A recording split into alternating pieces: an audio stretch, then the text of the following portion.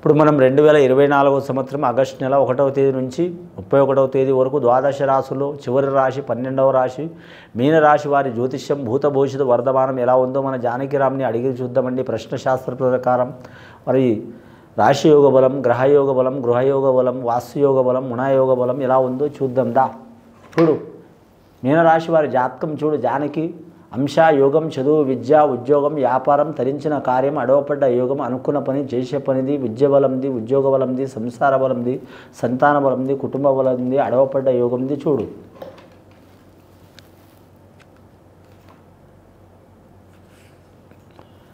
బెజవాడ కనకదుర్గమ్మ వచ్చిందండి. నవదుర్గ దేవత వచ్చింది. బెజవాడ కనకదుర్గమ్మ, నవదుర్గ దేవత, అలాగే మహాలక్ష్మి దేవత, అలాగే రాజరాజేశ్వరి దేవత, కొల్లాపూర్ మహాలక్ష్మి, అలాగే తుల్జాపూర్ భవానీ, అలాగే కాళికామాత, బాసర సరస్వతీ దేవత, పార్వతీమాత, సర్వదేవతల కలిపి మాత్రం మహామంగళ గౌరి నవదుర్గ దేవతలు వచ్చినండి. మీనరాశి వారి జాతకంలో చూడాలంటే మాత్రం చాలా వరకు అశుభయోగం కూడా ఉంది, శుభయోగం కూడా ఉందండి. ఎల్నాటి శని ప్రభావం విపరీతంగా ఉంది. జన్మస్థానం ప్రకారం మాత్రం వ్యాయస్థానంలో శని నడుస్తుంది వారి పేరు మీద. ఎల్నాటి శని ప్రభావం ప్రకారం ప్రతి పని వారికి పరీక్ష పెట్టి అవుతుందండి. కాదని కాదు, ఏ పనైనా సరే పరీక్ష పెట్టి అవుతుంది వారి జాతక బలానికి.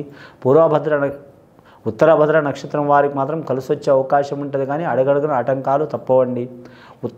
ముఖ్యంగా వీరి జాతకంలో చూడాలంటే రేవతి నక్షత్రం వారికి మాత్రం కలిసి వచ్చే అవకాశం ఉంటుంది, కానీ మరి జాతకంలో నిదానంగా అవుతాయండి, తొందరగా కావు. ముఖ్యంగా వీరి పేరు మీద ఆదాయం ఖర్చు సరి సమానం ఉంటుంది. సాయం చేసేది నలుగురు అయితే ఇబ్బంది పెట్టేది 11 మంది ఉంటారండి వీరి జాతక బలంలో. ముఖ్యంగా రాజకీయ నాయకులకు అరిష్టకాలం ఉంటుంది. అరిష్టకాలం తొలగిపోవాలంటే రాజసూయ యాగం చేయటం చాలా వరకు మంచిది.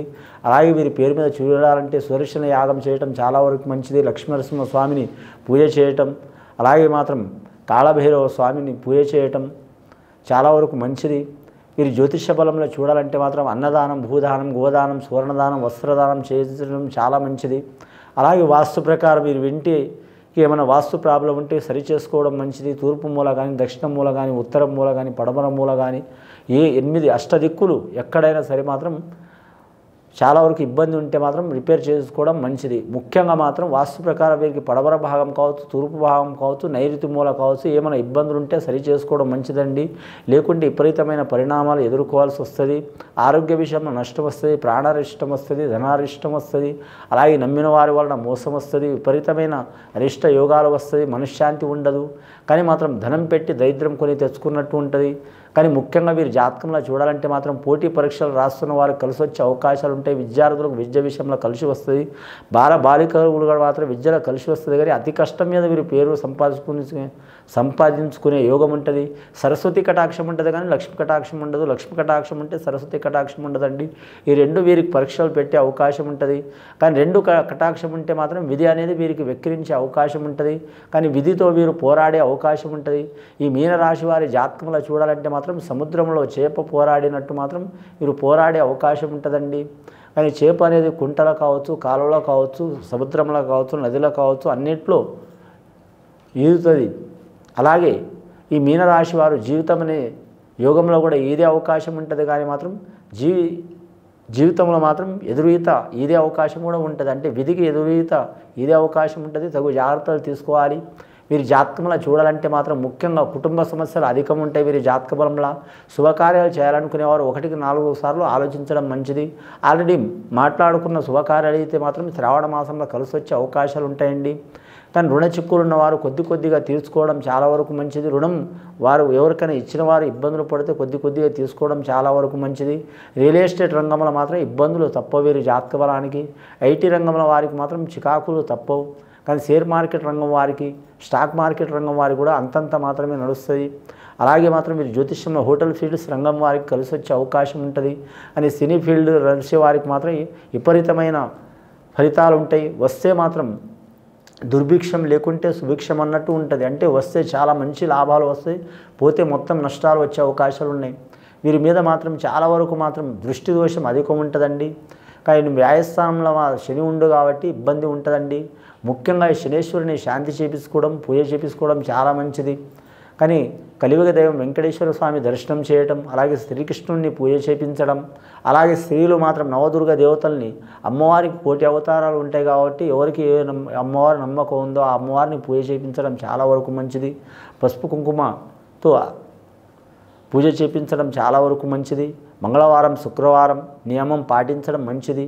అలాగే బాలలకు బాలికలకు మాత్రం బాలగ్రహ దోషం ఉన్నవారికి, చిక్కులు చికాకులు ఉన్నవారికి తొలగిపోయే అవకాశాలు ఉన్నాయి. సంతాన దోషం ఉన్నవారికి అవి కూడా తొలగిపోయే అవకాశాలు ఉన్నాయి.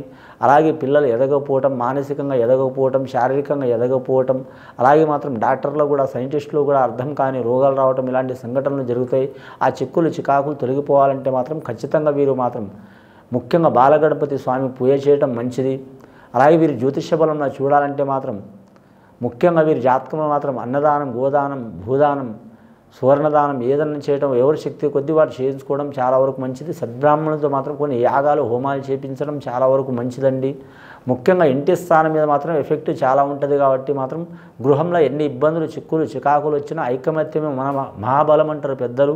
కాబట్టి ఎవరైనా సరే పిల్లలతో పాటు పెద్దలు ఇంట్లో ఎంతమంది మెంబర్ ఉంటారో, నలుగురున్నా, ఇద్దరున్నా, 10 మంది ఉన్నా సరే, 20 మంది ఉన్నా సరే, అందరి మాట ఒకటే ఉంటే మీ జాతకానికి తిరుగు ఉండదండి. మీనరాశి వారి జాతకానికి ఎవరికి వారు ఎమ్నకు తీరంటే ఇబ్బందులు పడే అవకాశం ఉంటుందండి. ముఖ్యంగా ఈ రాశి వారికి మాత్రం ముఖ్యంగా కలిసి వచ్చే యోగం ఏంటంటే మాత్రం వీరికి ఆలోచన శక్తి మాత్రం చాలా ఉంటుంది. రెండోది ఓపిక కూడా చాలా ఉంటుంది. తొందరపాటు నిర్ణయం ఉండదు. 1కి 10 సార్లు ఆలోచన చేసే అవకాశం ఉంటుంది. కానీ 20 మంది కాదు, 200 మంది కూడా శక్తివంతుల్ని తయారు చేసేంత మేధస్సు ఉంటుంది. కాబట్టి ఎన్ని ఇబ్బందులు వచ్చినా, ఎన్ని పరీక్షలు వచ్చినా సరే నిలబడే అవకాశం ఉంటుంది. అసలు సత్యహరిచంద్రుడు ఎలా నిలబడ్డాడో గొప్పతనంగా, అలాగే శ్రీరామచంద్రుడు ఎలా నిలబడ్డాడో ఇబ్బందులు వచ్చినా కూడా, అలాగే వారి జ్యోతిష్యంలో చూడాలంటే మాత్రం మహా చక్రవర్తులు ఇబ్బంది పడ్డా కూడా నిలబడ్డరు. అలా నిలబడే అవకాశం ఈ మీనరాశి వారి జాతకానికి ఉన్నదండి. కాబట్టి ఆ ఆత్మవిశ్వాసం మీరు ఉంచుకొని మాత్రం తప్పకుండా చేసే పని చేస్తే, కర్తవ్యం నిర్లక్ష్యం చేయకుండా మాత్రం చేస్తే వీరికి తిరుగు ఉండదు వీరి జాతక బలానికి. ముఖ్యంగా వీరి జాతకంలో చూడాలంటే మాత్రం వ్యాపార యోగంలో మాత్రం కలిసి రాదండి వీరి పేరు మీద. అలాగే మాత్రం వ్యవసాయ రంగంలో మాత్రం సరిసమాన యోగబలం ఉంటుంది. పాడి పరిశ్రమ రంగంలో కలిసి వచ్చే అవకాశం ఉంటుంది. ఇంకా నర్సరీ తోటల వారికి కూడా కలిసి వచ్చే అవకాశం ఉంటుంది. ముఖ్యంగా మాత్రం ఉద్యోగస్తుల్లో చూడాలంటే ఐఏఎస్, ఐపీఎస్ రంగం వారికి ఇబ్బందులు తప్పవండి. రాజకీయ రంగంలో ఉన్న వారికి మాత్రం చాలా వరకు విపరీతమైన ఇబ్బందులు, చికాకులు తప్పవు. కానీ వీరు జ్యోతిష్య బలంలో చూడాలంటే నీటిపారుదల శాఖ వారికి కూడా కలిసి వచ్చే అవకాశం ఉంటుంది. విద్యుత్ రంగం వారికి మాత్రం ఇబ్బందులు తప్పవు. కానీ మున్సిపాలిటీ రంగంలో ఉద్యోగం చేస్తున్న వారు చికాకులు తప్పవు. కానీ పర్మనెంట్ పని కాని వారు, ఉద్యోగం కాని వారు పర్మనెంట్ అయ్యే అవకాశం ఉంటుంది. అలాగే వీరు జ్యోతిష్యంలో చూడాలంటే గవర్నమెంట్ లోన్ పొందాలనుకునేవారు, గవర్నమెంట్ రుణం పొందాలనుకునేవారు, గవర్నమెంట్ భూమి పొందాలనుకునేవారు కూడా కలిసి వచ్చే అవకాశం ఉంటుంది. కానీ గత 2-3 సంవత్సరాల నుంచి పడుతున్న చిక్కులు చికాకులు తొలగిపోవాలంటే మాత్రం ఖచ్చితంగా కాళభైరవుడిని పూజ చేయాలండి. శనీశ్వరునికి శాంతి చేపించుకోవాలండి. అలాగే మాత్రం కులదేవత ఆరాధన చేయాలండి. స్త్రీలు మాత్రం అమ్మవార్లకు పూజ చేయించడం, అలాగే మాత్రం ముత్తైదువులతో మాత్రం పూజ చేపించుకోవడం చాలా మంచిది. ఇది విని చూసి ఆచరించే వారికి గొప్ప ఫలితాలు కలుగుతాయండి. శుభం భూయాత్.